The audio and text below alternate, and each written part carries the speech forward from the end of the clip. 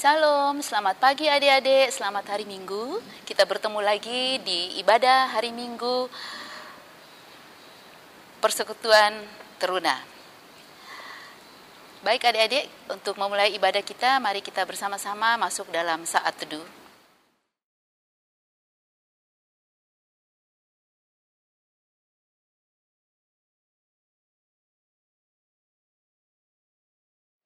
Saat teduh selesai, saya ajak adik-adik untuk bangkit berdiri, kita sama-sama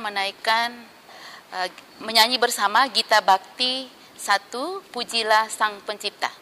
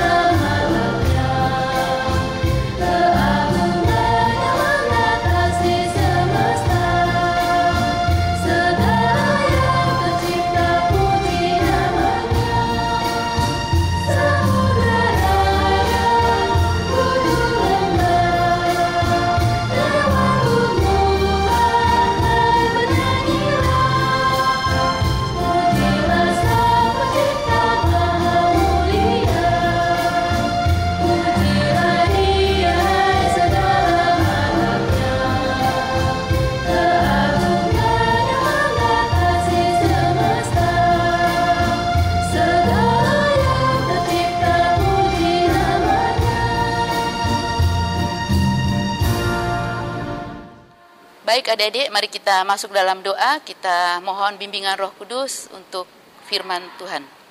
Mari kita berdoa. Puji syukur kami naikkan ke hadapan-Mu ya Bapa. Terima kasih banyak ya Tuhan atas penyertaan pada kami dari malam yang gelap gulita hingga pada pagi hari ini tanpa kurang suatu apapun. Itu semua karena kasih setia-Mu kepada kami ya Tuhan. Bapa yang dalam surga, Bapa yang kami puji di dalam nama Tuhan kami Yesus Kristus, Tuhan dan Juru Selamat kami. Saat ini ya Tuhan, kami akan mulai ibadah. Kami mohon pertolongan-Mu ya Tuhan. Engkau mau kosongkan hati, pikiran kami, sehingga kami boleh beribadah dengan kusuk ya Tuhan, sehingga apa yang kami baca, apa yang kami dengar, kami boleh renungkan dengan baik ya Tuhan. Biarlah Roh-Mu yang kudus yang memimpin kami dari awal, pertengahan, sampai selesai. Inilah doa dan permohonan kami ya Tuhan Yesus. Amin. Adik-adik, saya persilahkan untuk duduk kembali. Untuk menyambut firman Tuhan, kita sama-sama menaikkan Kidung Jemaat 50A, bait 1 dan 2, Sabda Abadi.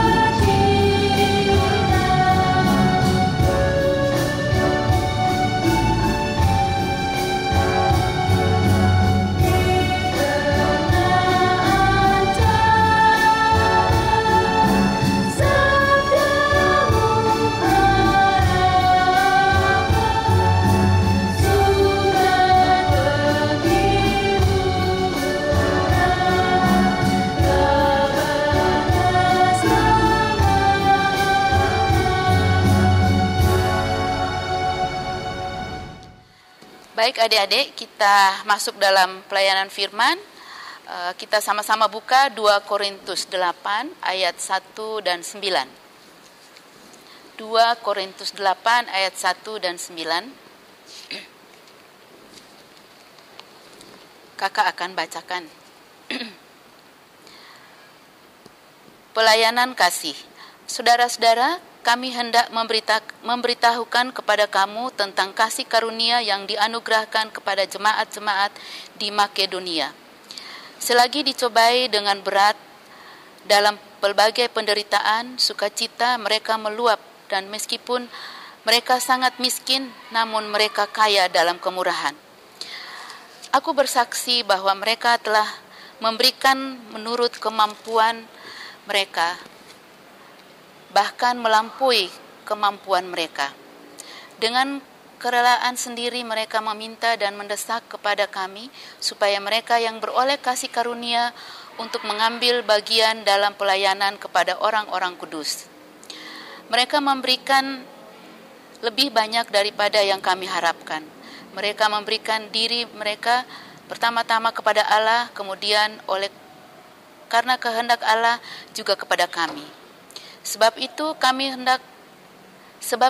kami mendesak kepada Titus supaya mengunjungi kamu dan menyelesaikan pelayanan kasih itu sebagaimana ia telah memulainya.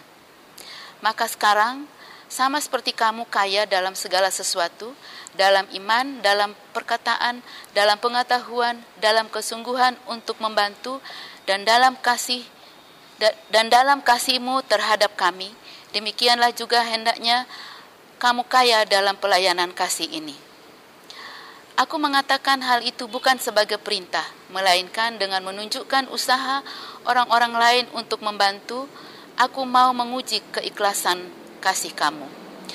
Karena kamu telah mengenal kasih karunia Tuhan kita Yesus Kristus, bahwa Ia yang oleh karena kamu menjadi miskin, sekalipun Ia kaya, supaya kamu menjadi kaya oleh karena kemiskinannya. Demikianlah pembacaan Alkitab. Haleluya.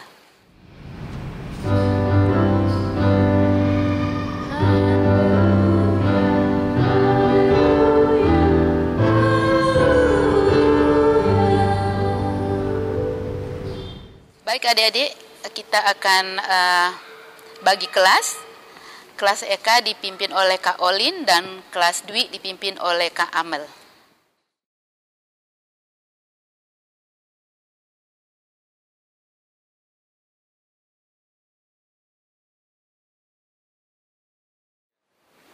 Halo, shalom adik-adik, selamat hari Minggu semuanya. Minggu pagi hari ini kita kembali beribadah, khususnya untuk adik-adik yang di kelas Eka bersama dengan Kak Olin ya, minggu pagi hari ini. Ya, adik-adik, sesuai dengan yang sudah dibacakan tadi, firman Tuhan kita pada pagi hari ini tuh terambil dari 2 Korintus pasalnya yang ke-8, ayat yang pertama hingga ayat yang ke-9. Nah, adik-adik masih ingat kisah di Korintus, kisah Rasul Paulus melayani jemaat di Korintus? Adik masih ingat kan? Karena minggu lalu pun juga kita belajar dari 2 kisah para rasul juga ya adik-adik ya. Nah, Kak Olin ingatkan sedikit kondisi dan suasana kota Korintus pada saat itu. Jadi kota Korintus, buat adik-adik yang sudah mungkin samar-samar gitu ingatannya udah lupa, kota Korintus itu adalah kota metropolitan dan salah satu kota modern pada masa itu ya, pada zamannya. Dan di sana itu banyak sekali jemaatnya. Orang-orang warga kota Korintus itu adalah banyak sekali bisnismen, atau bahasa sekarang pembisnis, orang-orang kaya, orang-orang yang dari lintas daerah yang berkumpul di situ, berdagang dan sebagainya. Kota itu adalah kota yang berkembang. Dan Rasul Paulus hadir di situ untuk mengabarkan Injil, kebenaran firman Tuhan, dan melayani di kota tersebut. Banyak banget adik-adik kejadian yang terjadi di kota Korintus. Adik-adik bisa cek dari surat Korintus yang pertama, surat Rasul Paulus kepada jemaat Korintus, 1 Korintus 1, adik-adik bisa baca, dan sebagainya. Dan sekarang, pagi hari ini adik-adik, kita akan belajar dari surat Rasul Paulus yang kedua, atau 2 Korintus, surat Rasul Paulus kepada jemaatnya yang di Korintus. Kita belajar bagaimana Rasul Paulus menggerakkan hati jemaat di Korintus untuk mau menolong sesama yang membutuhkan dengan sikap hati beriman dan tulus dan ikhlas.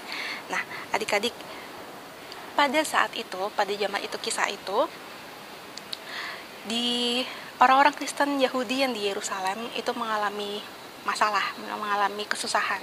Jadi mereka mengalami peperangan, kemudian mereka pun juga kelaparan, banyak penganiayaan, dan mereka kondisinya miskin dan butuh bantuan. Paulus sendiri itu adalah rasul yang melayani orang-orang Kristen non-Yahudi. sedangkan tadi orang yang kesusahan adalah orang Kristen Yahudi yang ada di Yerusalem. Walaupun Rasul Paulus bukanlah rasul orang-orang Yahudi tersebut, tetapi Rasul Paulus itu memiliki hati yang sedih juga melihat kondisi jemaat Kristus yang berada di Yerusalem itu. Oleh karena itu, Rasul Paulus mengajak jemaatnya, yaitu jemaat Kristen non-Yahudi, untuk ikut serta menolong jemaat Kristen yang ada di Yerusalem itu, jemaat Kristen Yahudi.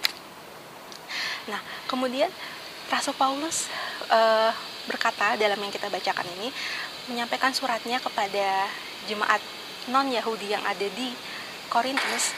Paulus memanfaatkan kondisi atau teladan baik dari jemaat-jemaat yang ada di Makedonia.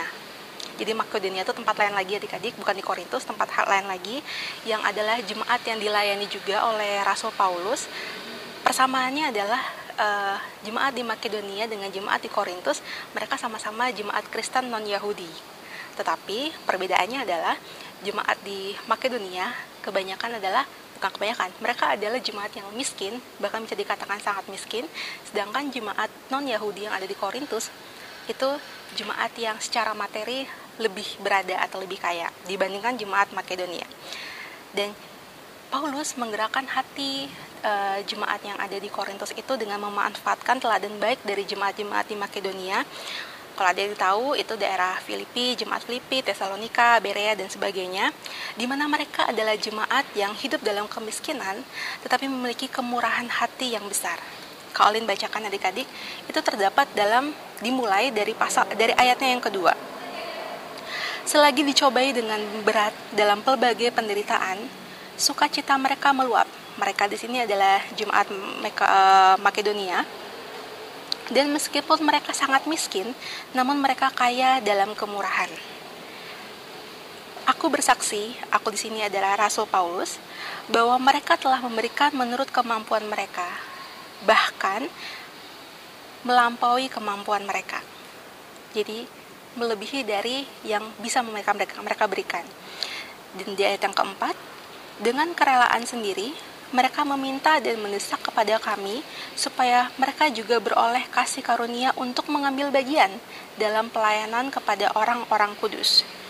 Mereka memberikan lebih banyak daripada yang kami harapkan. Mereka memberikan diri mereka pertama-tama kepada Allah, kemudian oleh karena kehendak Allah juga kepada kami. Jadi Paulus mencontohkan kisah dari kontribusi dari jemaat di Makedonia itu kepada jemaat Yahudi yang ada di Yerusalem yang mengalami kesusahan. Jadi jemaat Makedonia ini yang miskin, bahkan teramat miskin itu menolong jemaat Yahudi yang ada di Yerusalem yang sedang mengalami kesusahan. Rasul Paulus memuji perbuatan amal jemaat Kristen non-Yahudi yang di Makedonia itu, karena walaupun dalam keadaan sulit dan bersusah hati, namun mereka mau menyumbang dan menolong orang lain melampaui kemampuan mereka, karena mereka percaya satu hal, bahwa Allah akan selalu memenuhi kebutuhan mereka dan mencukupkan segala kekurangan mereka. Itu yang mereka pegang. Dan perbuatan amal mereka, jemaat Makedonia ini, itu berdasarkan atas kesalehan sejati. Atau dengan kata lain, mereka bersedia dipakai menurut kehendak Allah dan untuk kemuliaan Allah. Mereka bersedia menguduskan diri dan mengkhususkan sumbangan untuk kemuliaan Allah dan mendukung pelayanan para rasul. Itu tadi sudah kita baca adik-adik ayatnya, dari ayat kedua hingga ayat yang kelima. Nah, adik-adik tadi ingat yang Kak Olin sudah sebutkan di awal, kondisi kota Korintus pada saat itu. Ya, kota metropolitan, kota modern pada zamannya gitu kan. Banyak orang kaya di sana. Seperti itulah kondisinya orang-orang yang ada di Korintus. Jadi Rasul Paulus menuliskan ini dengan harapan ingin menggerakkan hati jemaatnya yang di Korintus agar melakukan pelayanan kasih yang sama seperti yang dilakukan oleh jemaat Makedonia, dengan menyebut bahwa jemaat Korintus juga jemaat yang kaya. Bukan juga ya. Maksudnya jemaat Korintus adalah jemaat yang kaya.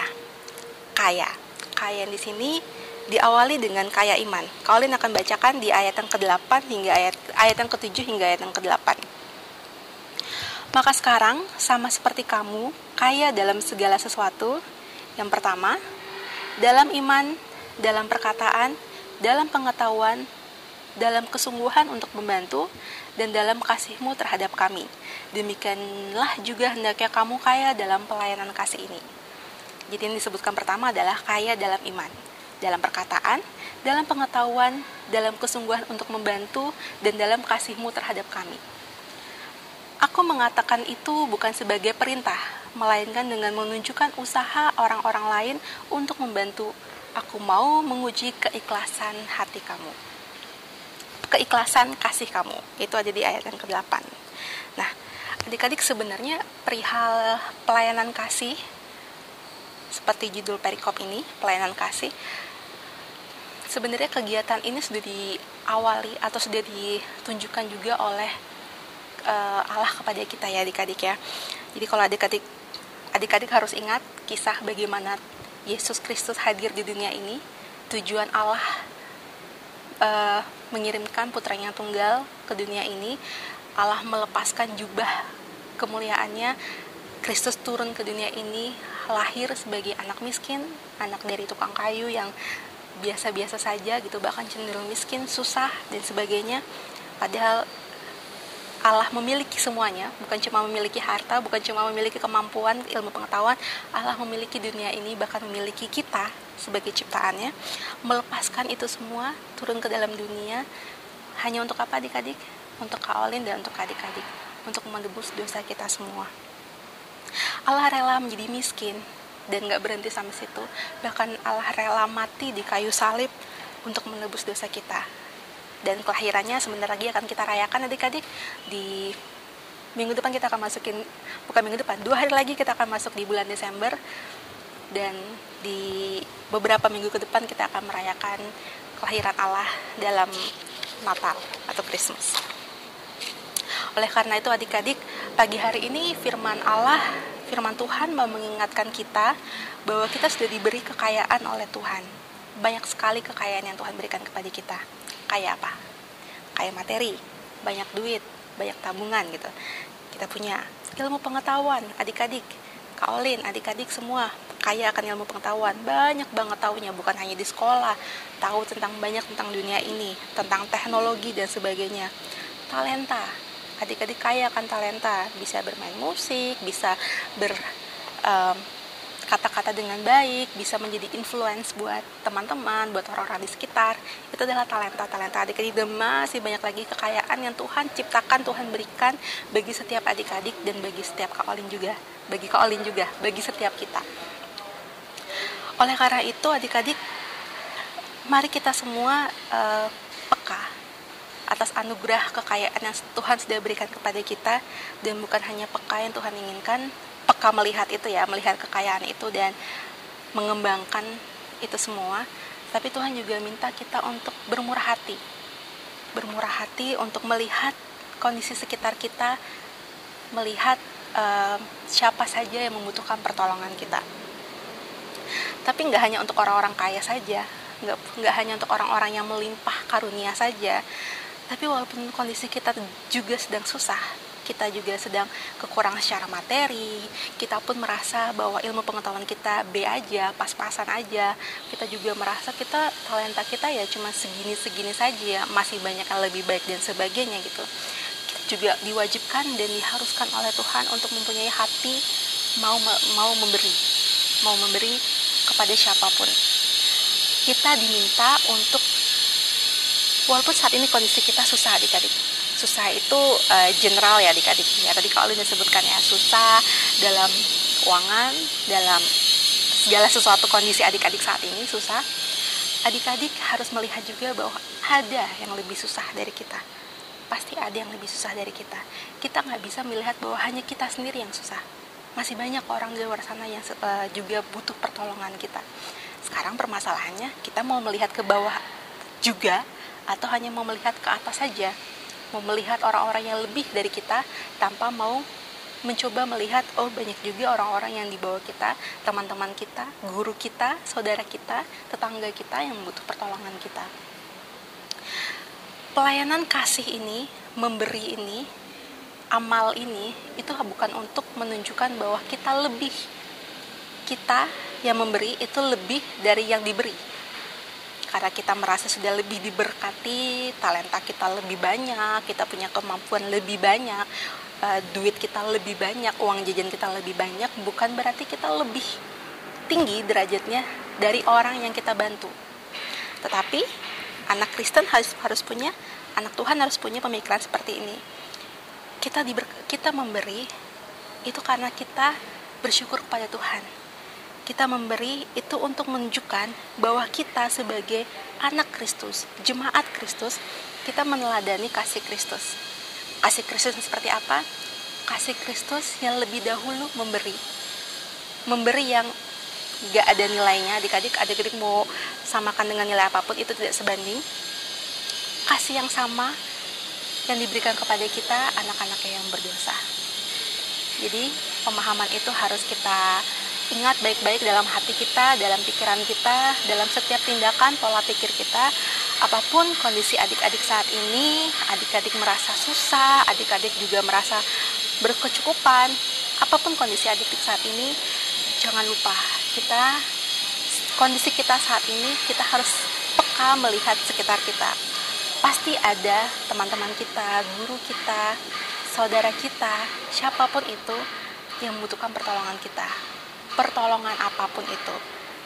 Jadi, apa yang kita punya sekarang, mari kita berbagi dengan sesama kita, berbagi dengan teman-teman kita, supaya kita menjadi teladan, menjadi contoh, dan kita bisa terus menyenangkan hati Tuhan dan menjadi berkat dimanapun kita berada.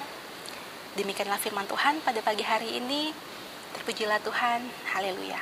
Amin. Untuk merespon firman Tuhan, kita sama-sama menyanyikan Gita Bakti 79 bait 1. Beri padanya.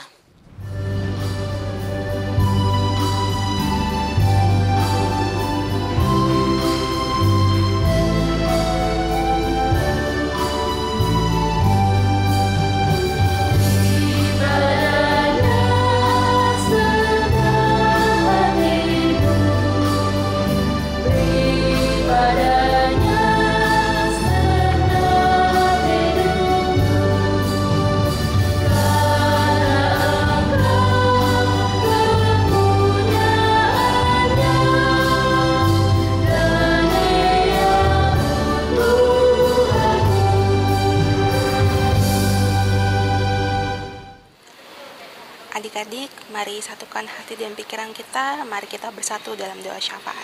Mari kita berdoa. Bapa di surga, terpujilah nama-Mu Tuhan. Terima kasih Bapa, pada minggu pagi hari ini Bapa, kami anak-anak-Mu boleh bersama-sama beribadah dari tempat kami masing-masing Tuhan. Terima kasih untuk firman Tuhan yang boleh kami renungkan bersama-sama. Terima kasih untuk segala firman Tuhan yang boleh kami dengar Tuhan. Biarlah itu semua tidak kami lupakan begitu saja Tuhan, tapi kiranya Engkau menolong kami. Biarlah kami bisa melakukannya Tuhan dalam kehidupan kami sehari-hari dimanapun kami berada Tuhan. Bapa, kami juga ingin berdoa terkhusus untuk gereja kami Tuhan, GPIB Maranatha Denpasar, untuk seluruh pendeta Tuhan, untuk seluruh majelis jemaat dan segala jemaat yang ada Tuhan. Bapak, kiranya Engkau menolong mereka, memberkati mereka dalam segala tugas tentang menjawab mereka. Kiranya Engkau menyertai mereka juga dalam kehidupan sehari-hari mereka, dalam segala pergumulan mereka. Biarlah kehidupan mereka semua, kami semua ini Bapak bisa menjadi berkat, bisa menjadi teladan dimanapun kami berada Tuhan. Bapak, kami juga ingin berdoa untuk kondisi dunia ini Bapak, terkhusus kondisi di Indonesia Tuhan. Engkau sangat tahu bagaimana berbulan-bulan ini kami mengalami hal yang tidak biasa Tuhan, hal yang baru Bapak. Kami menyesuaikan diri dengan banyak hal Tuhan. Bapak, kiranya Engkau mau terus menolong kami agar kami bisa patuh Tuhan, agar kami bisa menyesuaikan diri dengan benar Tuhan.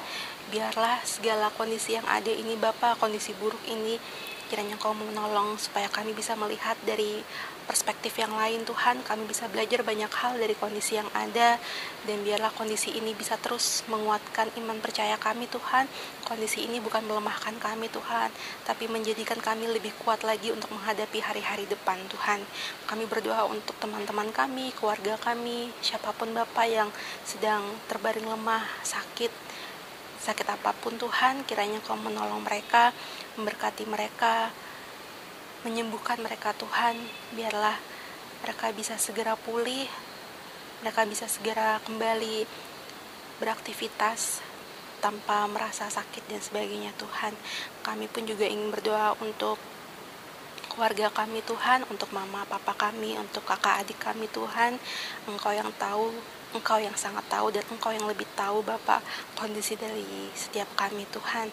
Bapak, kiranya Engkau mau terus menolong kami, berikanlah kami kekuatan Tuhan, berikanlah kami kemampuan untuk mau terus bersandar hanya kepada Engkau saja Tuhan.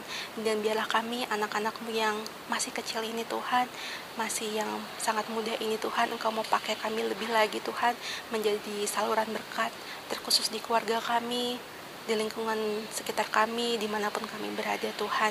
Biarlah keberadaan kami ini menjadi hal yang baik Tuhan, menjadi terang Tuhan, dan menjadi berkat Tuhan. Terima kasih Bapa, kami serahkan kehidupan kami pribadi, lepas pribadi ke dalam tangan pengasihan-Mu Tuhan. Kami yang pelajar ini, Bapa mau menolong kami agar kami bisa menikmati setiap proses pembelajaran yang baru ini, media pembelajaran yang baru ini Tuhan. Engkau mau mampukan kami agar itu tidak mengurangi apapun Bapa. Kami bisa terus belajar hari demi hari agar kami bisa menjadi anak Kristus yang pintar Tuhan, yang kami bisa menggapai cita-cita kami Tuhan. Kami serahkan kehidupan kami seluruhnya hanya ke dalam tangan pengasihan-Mu Tuhan. Kami alaskan doa ini hanya di dalam satu nama, nama Tuhan Yesus Kristus, Tuhan dan Juru Selamat kami, yang telah mengajarkan kami berdoa. Bapa kami di surga, dikuduskanlah nama-Mu. Datanglah kerajaan-Mu, jadilah kehendak-Mu di bumi di surga. Berikan pada hari ini makanan kami secukupnya, dan ampunilah kami akan kesalahan kami, seperti kami juga mengampuni orang yang bersalah kepada kami. Dan janganlah membawa kami pencobaan, tapi lepaskan kami daripada yang jahat. Karena Engkaulah yang mempunyai kerajaan dan kuasa dan kemuliaan sampai selama-lamanya. Amin. Baik adik-adik, kita masuk dalam persembahan. Untuk mengiringi persembahan kita sama-sama menyanyikan Kidung Jemaat 450 bait 1 dan 2, Hidup Kita Yang Benar.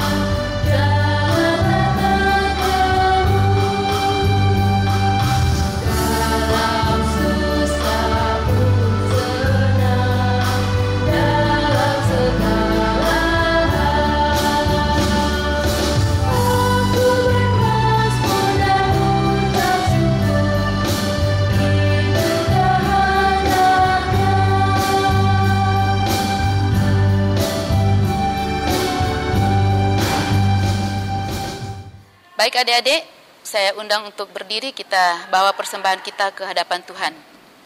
Mari kita berdoa. Ada begitu banyak berkat yang kami terima dalam hidup dan kehidupan kami. Dan saat ini Tuhan, kami mengungkapkan syukur hati kami lewat berkat-Mu yang berlimpah dalam hidup kami. Kami hanya mampu memberikan sedikit dari apa yang Tuhan sudah berikan dalam kehidupan kami. Kiranya persembahan kami berkenan di hadapan hadirat-Mu. Terima kasih banyak ya Tuhan. Di dalam nama Tuhan Yesus kami berdoa. Amin. Baik adik-adik, kita masuk dalam akhir dari ibadah kita. Kita masuk dalam pengutusan. Kita sama-sama menaikkan pujian bagi Tuhan dari Kidung Jemaat 422 bait 1 dan 2, Yesus berpesan.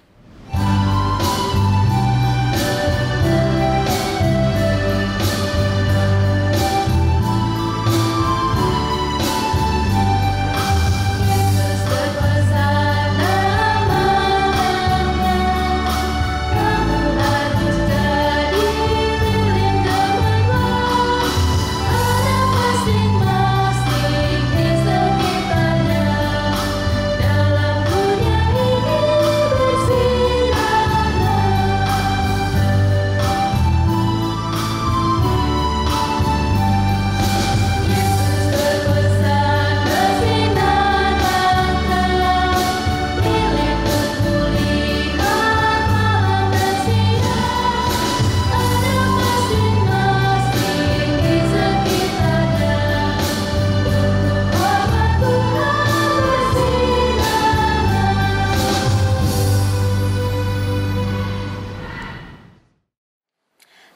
terkasih dalam Tuhan Yesus Kristus, kita akan masuk dalam doa penutup dan pengutusan. Mari kita berdoa. Allah Bapa dalam surga, terima kasih untuk kesempatan kami boleh beribadah di hari Minggu pagi ini.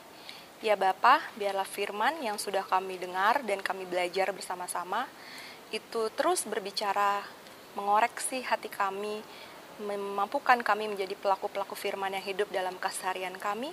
Terlebih lagi kiranya ibadah kami pagi hari ini itu berkenan di hadapan-Mu ya Tuhan. Kami rindu di minggu-minggu berikutnya, minggu-minggu mendatang, Tuhan tetap menolong kami dalam kami beribadah di persekutuan teruna ini. Ya Bapa, inilah kami anak-anak-Mu, kiranya Engkau terus memberkati kami. Teruna yang terkasih dalam Tuhan Yesus Kristus, arahkanlah hati dan pikiran kita kepada Tuhan, dan terimalah berkat dari Tuhan. Kasih karunia dan damai sejahtera dari Allah Bapa, dari Tuhan Yesus Kristus, penghiburan dan pertolongan dari Roh yang Kudus, kiranya tinggal tetap menyertai seluruh teruna dan teruni, seluruh keluarga dan orang-orang yang kita kasihi, mulai dari hari ini, esok, sampai selama-lamanya. Amin. Bapa, terima kasih. Bapa, terima kasih.